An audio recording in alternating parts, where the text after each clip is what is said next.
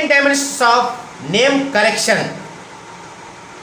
Number 1, find out of birth vibration. Number 2, name starting letter deciding. Number 3, deciding name total single digit.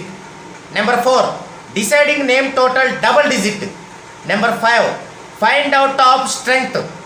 Number 6, deciding of minimum and maximum sound frequency. Number 7, bad numbers verification. Number 8, reverse technique of method verification. Number 9, lucky numbers, dates and colors. Number 10, lucky signature. Number 11, bad sound verification as per chronology. Number 12, graphology. Number 13, lighting therapy as per Loesch grid. And 14, free will energy checkup. ఈ 14 dimensions గనక మనం పెట్టగలిగితే వారు నిజంగా అదృష్టవంతులు.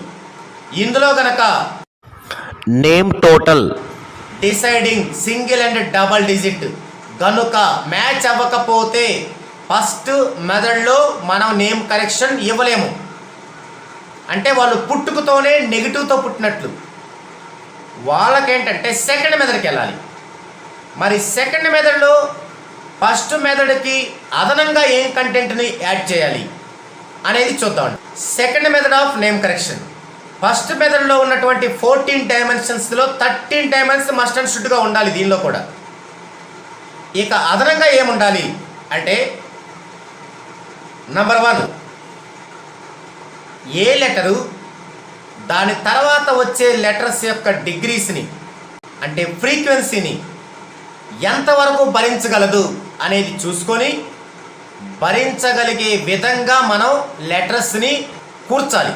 అంటే ఉదాహరణకి AIJQY అనేవి 131 డిగ్రీల ఫ్రీక్వెన్సీనే భరించగలవు. BKR అనేవి 420 డిగ్రీల ఫ్రీక్వెన్సీని భరించగలవు. CGLS అనేది 660 డిగ్రీల ఫ్రీక్వెన్సీని భరించగలవు. DMT అనేది 840 డిగ్రీల ఫ్రీక్వెన్సీని భరించగలవు. EHNX అనేవి 1550 డిగ్రీల ఫ్రీక్వెన్సీని భరించగలవు. UVW అనేది 720 డిగ్రీల ఫ్రీక్వెన్సీని భరించగలవు. OZ అనేవి 760 డిగ్రీల ఫ్రీక్వెన్సీని భరించగలవు. PF అనేవి 840 డిగ్రీల ఫ్రీక్వెన్సీని భరించగలవు. అంటే ఇప్పుడు ఏ పక్కన ఎన్ ఉందనుకోండి, అంజలి ఏ పక్కన ఎన్ ఉందనుకోండి, ఏ ఎంతవరకు భరించగలిగిద్ది? 130 డిగ్రీల వరకే భరించగలిగిద్ది. మరి ఎన్ యొక్క డిగ్రీస్ ఎన్ని? 50 డిగ్రీలు. So okay. అలా కాకుండా ఇది తెలియకుండా చాలామంది కరెక్షన్ చేసేవాళ్ళు ఈ విషయం తెలియకుండా లాస్ట్లో సైలెంట్గా హెచ్ పెడుతుంటారు. ఫస్ట్ మెథడ్కి ఓకే, బట్ సెకండ్ మెథడ్లో ఏమైందో మీకు చెప్తాను. ఏ పక్కన హెచ్ పెడితే హెచ్ వాల్యూ ఎంత? 500 డిగ్రీలు అంటే హెచ్ ఫ్రీక్వెన్సీ.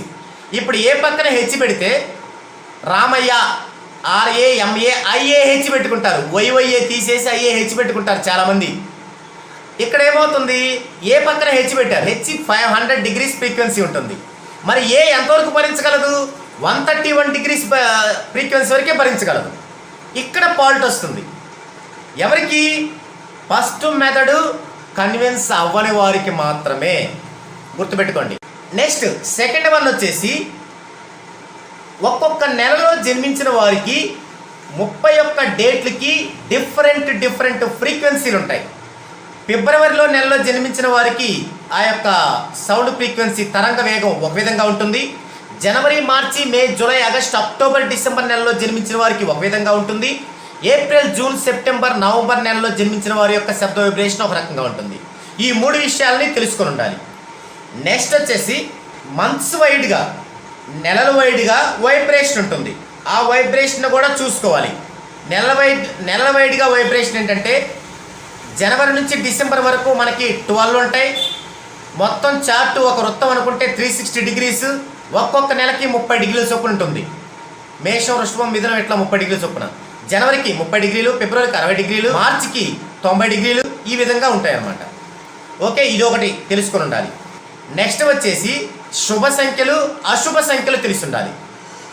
శుభ సంఖ్యలు అంటే ఏంటంటే 15, 19, 23, 24, 25, 27, 30, 32, 40, 41, 42, 46, 50, 51, 52, 54, 55, 59, 60, 62, 64, 69.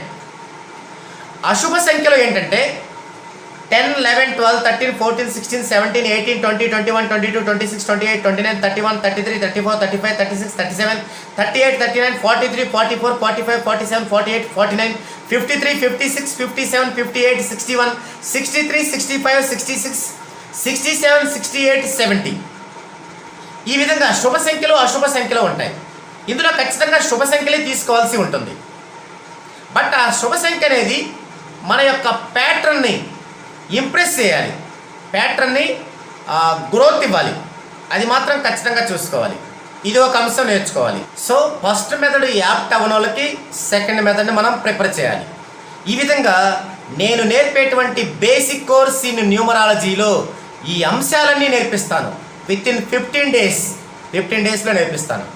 ఒకవేళ ఆల్రెడీ మీరు ఈ యొక్క సబ్జెక్ట్లో కొంత ప్రయాణం చేసి ఉండి మీకు కావాలనుకుంటే 5 డేస్లో నేర్పిస్తాను, 3 డేస్లో నేర్పిస్తాను. ఇంకా మీకు కనుక ఆల్రెడీ మీరు రన్నింగ్లో ఉండి, అంటే న్యూమరాలజిస్ట్గా రన్నింగ్లో ఉండి గిల్టీగా ఉంటే ఇలా నేర్చుకోవడం అనేది, కేవలం మెటీరియల్ పంపిస్తాను, అది కూడా ఓకే. మీకు ఇష్టమైన విధంగా ఈ నేర్పించే సర్వీస్ అనేది నేను మీకు చేస్తాను. సో ఇది ఈ విధంగా మీకు కోర్స్ నేర్పడం జరుగుతుంది. ఇదంతా నేర్చుకున్న తర్వాత అడ్వాన్స్గా మీ యొక్క అభిరుచిని బట్టి మీరు వెళ్ళొచ్చు. అందుకు కూడా నేను మీకు సపోర్ట్ని ఇస్తాను.